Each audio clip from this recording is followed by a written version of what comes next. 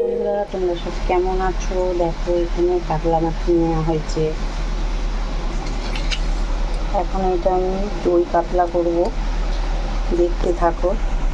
দেখো, এখানে মাছে আমি নুন হলুদ মিশিয়ে নিয়েছি, কেন আমি দেখাতে পারিনি। এখানে পেঁয়াজ কাটবো, আদা রসুন, এগুলো সব ভাজাভুজি হবে।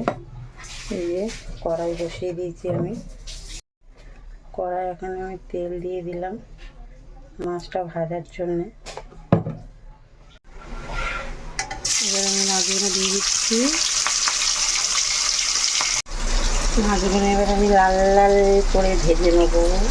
দেখো, এখানে আমি পেঁয়াজ কুচি দিয়ে দিয়েছি। এবারে পেঁয়াজটাকে আমি ভালো করে লাল লাল করে ভেজে নিয়ে এর মধ্যে আমি মশলা দেবো। এখন আমার লাল লাল করে আমি ভেজে নিয়েছি।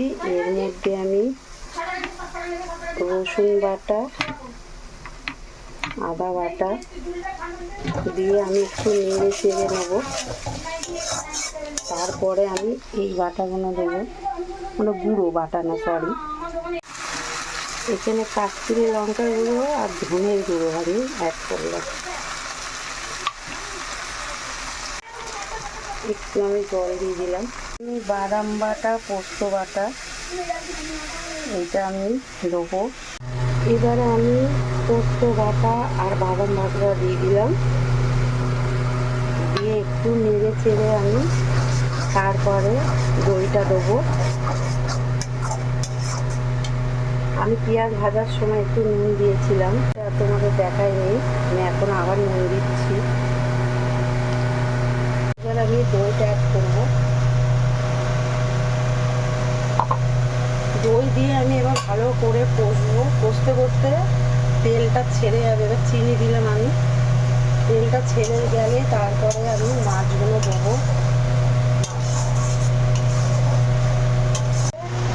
দেখো, তেল বেরিয়ে গেছে, তেলটা ছেড়ে গেছে। দেখো, এবারে আমি মাছগুলো দিয়ে দেবো।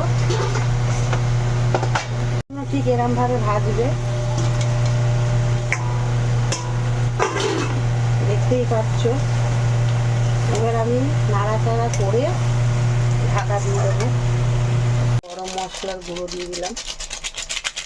কমপ্লিট হয়ে গেছে রান্না করা। দেখো কেমন হয়েছে, লাল লাল লাল লাল, কিন্তু ঝাল না, খুব সুন্দর হয়েছে। আপনারা বানিয়ে খেয়ে দেখবেন। অবশ্যই একটা লাইক দিয়ে দাও, আর রেসিপিটাকে ঘরে ট্রাই করবেন, আর কমেন্টে জানাবেন কেমন হয়েছে। আর যদি চ্যানেলটাকে সাবস্ক্রাইব না করে থাকেন তাহলে তাড়াতাড়ি করে সাবস্ক্রাইব করে দিন, আর এরকম মজার ভিডিও পাওয়ার জন্য বেল আইকনটা প্রেস করে দিন। বা বলো কেমন হয়েছে, খুব খেয়ে দুর্দান্ত হয়েছে। আমি একবার খেয়ে দেখি। দাও। খুব সুন্দর হয়েছে। মাছটা দেখা, দেখো মাছটা নরম আর জুসি। অবশ্যই রেসিপিটাকে ট্রাই করবে বাড়িতে, খুব সুন্দর হয়েছে রেসিপিটা। আর এই চ্যানেলটাকে সাবস্ক্রাইব করে দেবেন। Tata, tata.